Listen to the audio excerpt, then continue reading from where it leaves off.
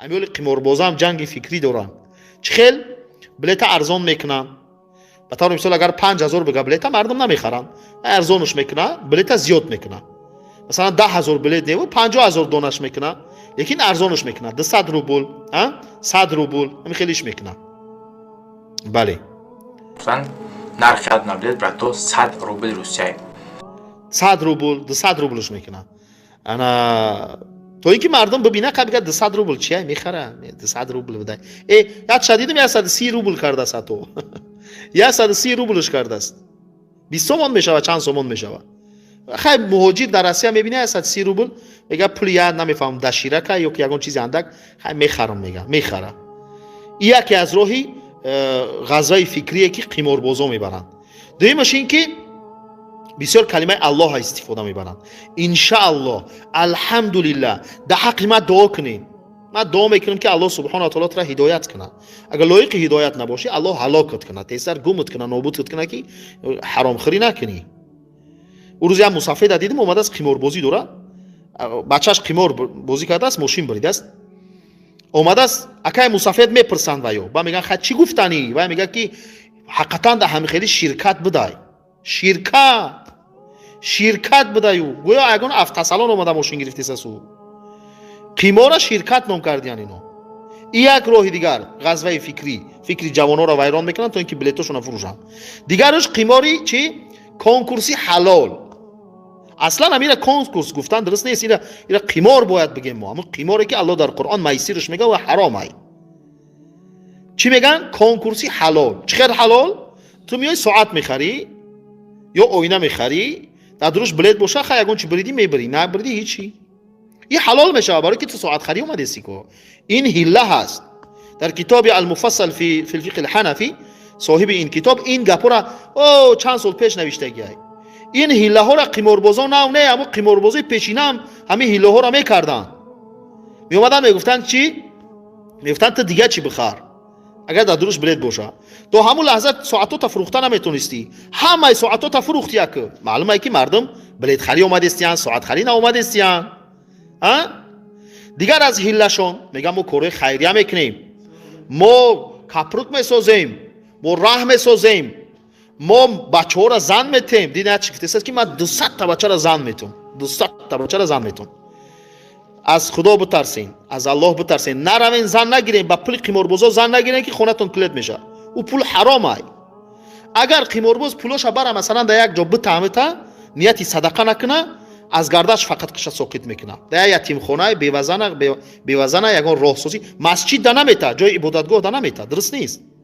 در جای در مدرسه شرعی نمیته، مدرسه قرآن نمیته، فقط یک راه جا ده یگان جای کپرک میسازن مردم چی میبره میتاموتا، فقط توبه میکنه، نمیگه که صدقه کردم. اما این 200 نفری که زن میته میگه خیر میکنم ما، درست نیست. نگیرم بچه‌ها با این راه واسطه زن نگیرین، لازم نیست. گمش که همو ناشگی خچم هم پلی حرامش زندگی در برکت نمیبینی، گمش که ناشگریش. دیگر از راهاشون حتی اومدن به جایی رسیدن که اگه مردم رو عمره روان میکنن، 20 آدم عمره روان میکنیم، عمره. ببین ده اون روز یادش گفته است که حج روی میکنم، بلیت حج دوگانه هست، حج روی میکنم، درست نیست. اما عمره رفتن با پولی همین قماربازا حرامه شرعاً، حج رفتن حرامه شرعاً. این قماره یا خی همون میسیره که الله سبحانه و تعالی در قرآن میگه انما الخمر والمیسر، میسر همین قماری هست که نمیوازی کردیسیان، نامش رازگرش یا کنکورس موندیان یا بازی نو شاه جایزه از سرت بمونه. این حرامه، این ریچسه، این پلیده، این عمل شیطانه. میگه الله در قرآن، الله در قرآن میگه اسمهما اکبر من نفعهما، گناهش از فایدهش کلانتره. و یسالونک عن الخمر والمیسر، آیت قرآن است. یعنی متاسفانه این مردم با جهل مبتلا شدن دیگه، پروپاگاندا میبرن. یه روز یادش نوشتم گفتم تا همین یک کلمه بگو، همین حرامه یا حلال نمیگه. خی میگه بگو، و تو مسلمانی یک بار بگو، در پریمو افیر بود، یک بار بگو همین حرامه یا حلال نمیگه حرامه. او یک احمق دیگه یه روز ویدیو کرده است، چی میگه؟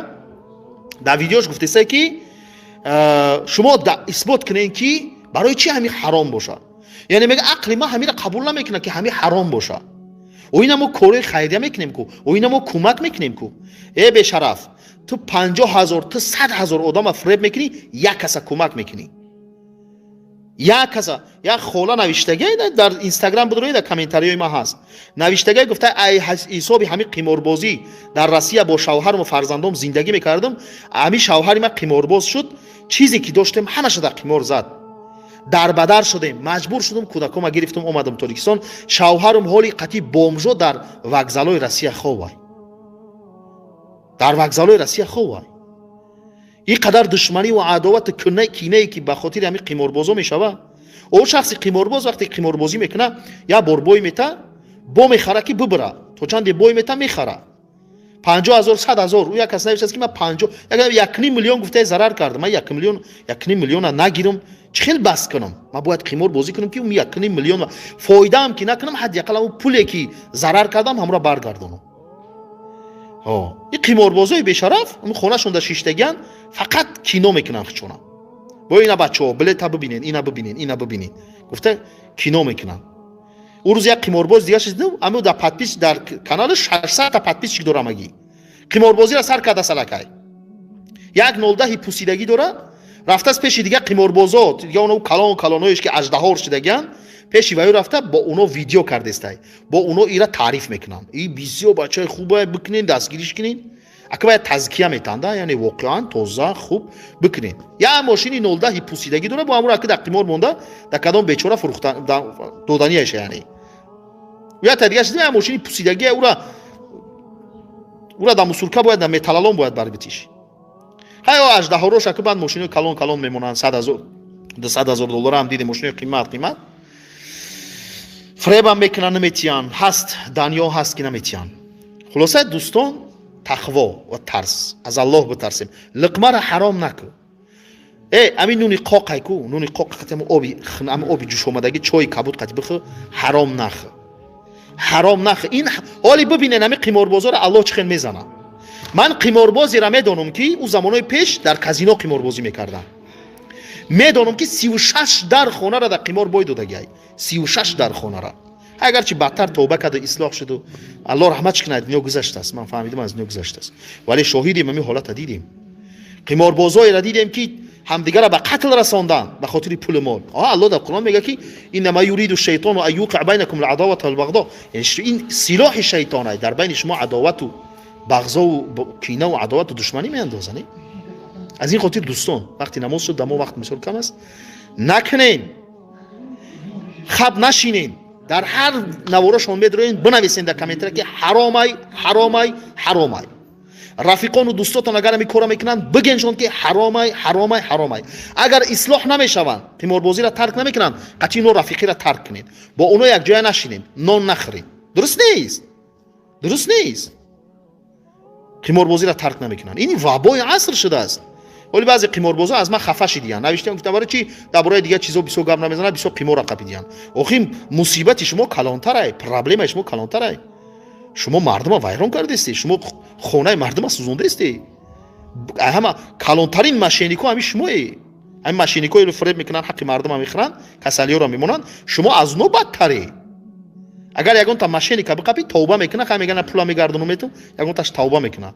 یکی قماربازای به خدا از الله دور، اینا شرم نمیکنن، اینا آشکار.